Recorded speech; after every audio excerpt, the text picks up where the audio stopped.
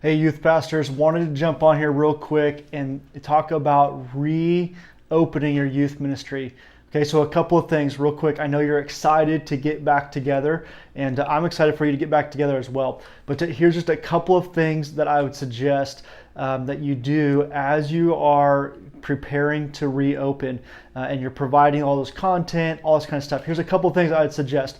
First of all, I'll put a link to a video that I made for kind of more broad, open, just kind of all church leadership. I encourage you to watch that video. It's a Facebook Live I did talking about how to create videos for opening up. But here's one thing I really encourage you guys to do right now is to think like a parent, okay?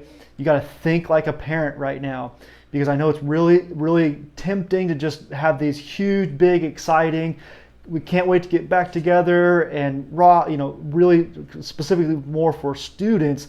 But right now, your students are going to have to get major approval from their parents to come back, right?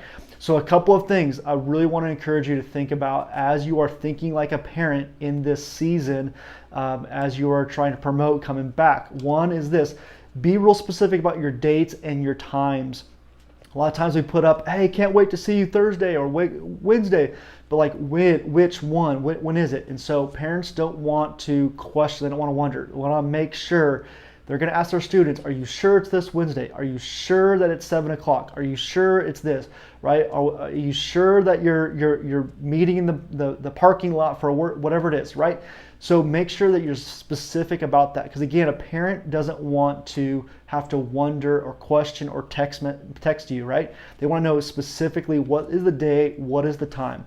The other thing too is I would really encourage you to do a walkthrough video. Okay, I'll put in an example in the video, in the description down below as well, or in the video I talked about, there's some examples. But doing a walkthrough so that the parent can see what's the seating going to look like. Is there masks available? Do we have to wear a mask? Is there rows, empty rows in between? What is it going to look like? A parent is going to ask their child, their student, those questions. And if the student doesn't have the information, I don't think they're coming back. The other thing is a parent will feel so much more comfortable when they can watch the video that you created that has all of these answers in it, and they can actually see them walk through the building and say, hey, this is where your student's going to go. Or, maybe again, talk to the students, but again, the parent's going to watch it. So again, shoot your videos through the perspective not only of your students, but also of a parent who's going to be asking all of your students all those questions.